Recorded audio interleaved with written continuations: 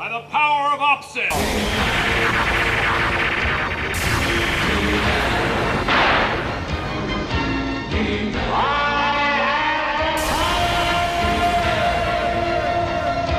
All right, we are checking out the Opsin from Sionyx. Now, we teased this back at SHOT Show in January and got to run around with it a little bit in a small, dark room. We finally have one in our hands here, and we got it mounted up. Now, on this, I have the Hardhead Veterans ATE Lite. This is the new helmet that's strictly made in Texas. And I also have my Safariland Ear Pro mounted on here too, with some help from the guys at Com Gear Supply. They gave me some adapters to get these plugged in. You'll also notice that the Opsin has a battery pack that mounts up on the back too. Now the cool thing about this is that it's digital night vision. It's not analog. It's not the tubes that you're used to and seeing all the green. So there's some benefits to that, but there are also some drawbacks too. We're going to use it out here at the range. We're going to try to shoot a few different guns, but we'll run down the specs real quick and give you some of the features too. Hey, I want to warn you, this video is going to get a little dark. Not in content, but in lighting. Do us a favor and hit that like and subscribe button. All right, so some of the relevant features are going to be that this is an AMOLED display. It's 1920 by 1080. You've actually got diopters on both ends, so you can adjust the amount of clarity that your particular eye might need. One of the cool things is it's got built-in GPS. You can have it displayed. You've also got wireless features too. Now, I hooked this up to the app, and you can stream live footage to your phone. I'm not exactly sure what application that's good for, but the technology is cool. If you could send it to someone else's phone or to a command center, that would be far more useful in my opinion. You've got the onboard capacity with an SD card to record video and take photos. There's also a microphone on board. Now it runs on a 7.2 volt DC pack, which you plug into a wall to charge up. You can mount this thing to a helmet. On the toughness side, it exceeds the mil standard 810G drop test, and it's also IP67 rated, so it's water resistant at least. But the real issue for me is going to be, can you use it to effectively put fire downrange? Now, I've got a Staccato P that we're going to be using that has a hollow sun optic. We've also got a rifle that has a GBRS Lerna mounted on it that will help to get elevated and try to line up that monocle and put rounds down range. I've also got a D-ball from Steiner test out to see if we have IR illumination and IR pointing and how well that works out. The cool thing is we're going to roll in footage from the camera that we use normally at the range, but we'll also have footage from the Opsin itself that we'll put into this video.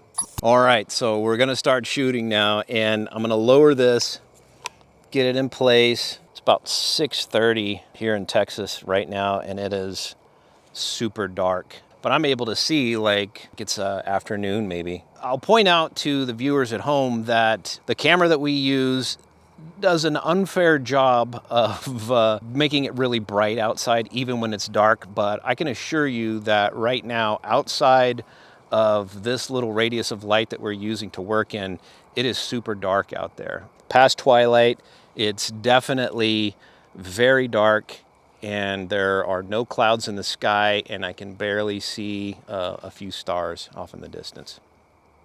Okay, one of the features that I like about this is the onboard camera. You can see now exactly what I'm experiencing, and you also have the ability to change the hertz rate. Now I'm at 90, so it's the highest refresh rate, and it's pretty good.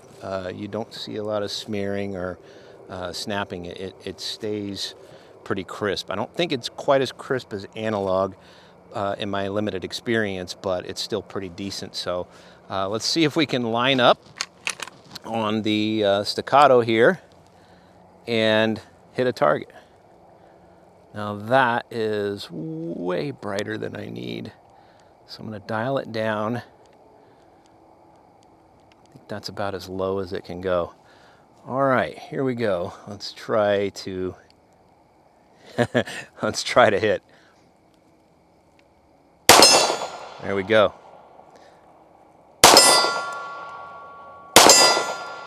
Yeah, that's pretty clean. Go to the rubber target there.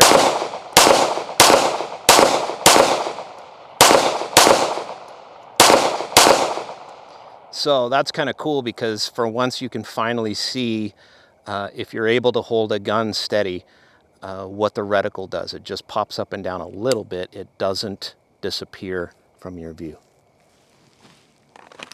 Move on to the rifle. Now I've got a Trijicon MRO on here. It's one of my favorite and I really dig it. It's got some night vision settings too, thankfully, that are gonna help me out tonight. So lining everything up again it's a challenge. There we go. Okay, I'm going loud.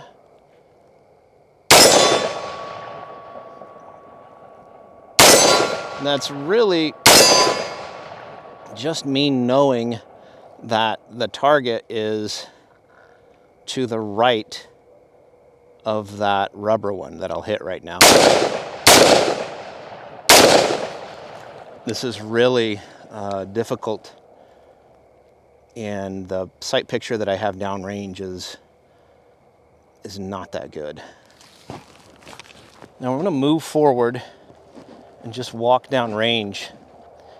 And I was probably at a distance of about 20-25 yards, and now I'm closing in on that target. And you can see it's still pretty dim. Like I said, it's doing a good job. Like I really would struggle to see without any kind of night vision at all. But this is not doing all that well from that distance. So let's try the illuminator. Let's see if that helps. All right, so little different story now that you activate the D-ball.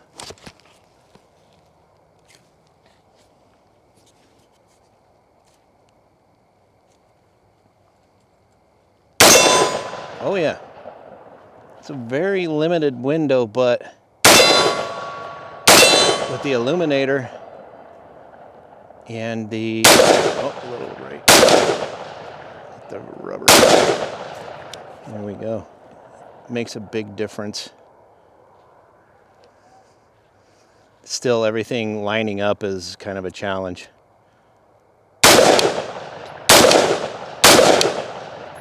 I'm sure that my illuminator is not zeroed. Pretty cool. Okay, so one of the things that I figured out is that my glasses were fogging up, and I took them off just for the sake of seeing if I can get a good picture here.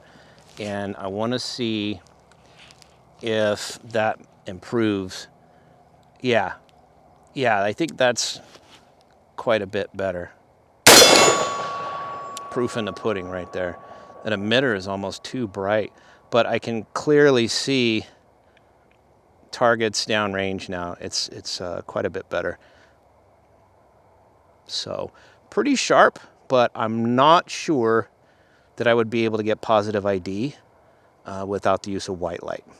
But that's one of the other benefits of using this type of night vision too, is if I switch to white light, I don't have any problem with my tubes burning or any other kind of issue like that.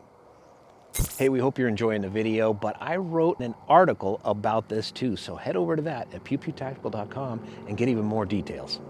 Final thoughts on the Sionyx Opsin. This is pretty cool kit. I dig the fact that coming from the digital side, you get a lot of pluses that you wouldn't have in an analog. The fact that the refresh rate is still pretty good and doesn't drag too much is beneficial. It's not as crisp as analog. I definitely appreciate the fact that you have color. That is very cool. But as far as the clarity, when you get really dark, it struggles to create a solid picture that's clear. You can see some of the pixelation that's going on in the footage that we've rolled through on this. You get a lot of other benefits though when you talk about digital as opposed to analog. There's the ability to turn on the light and not have any issues.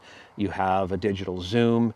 You have the ability to record natively or take photos. You can also record audio too. So there's a lot of really cool advantages over analog. But on the clarity side, I think Opsin struggles just a little bit. The ability to mount it to a helmet is super cool. The battery pack works pretty well. I did notice that leaving it plugged in over the course of a week, it seemed to drain down. I don't think that I left it on. I'm pretty sure I turned it off. So that would be something that I want to spend more time with and check on. But when you compare this with some of the analog night vision that's getting down in price, the Opsin is $2,500 or thereabouts. So you get the battery pack for the helmet and cable, and then of course the Opsin, the unit itself. And it does come with an SD card too. So you're pretty much ready to roll if you've already got your helmet set up to accept night vision. So all in, I think it's a good option, but as far as being able to positively ID something in a very dark situation, I hesitate to recommend it for that, because when it got really digitized and pixelated, it was tough to make out. Now, when I removed my eyewear and removed the fogginess, that helped it a little bit. And of course, the IR illuminator helped it a lot. I was able to line up everything. And granted, we're shooting in almost pitch black at this point now, and we're about 25 yards away with steel that has not been painted in a while. So those are some mitigating factors too. But all in, pretty cool. I dig this. I'm very enthused about the direction that Sionyx is heading. I'm hoping that they'll continue to improve upon this and even open up more features for it. That's going to do it for us. We appreciate you watching. We'll catch you on the next one.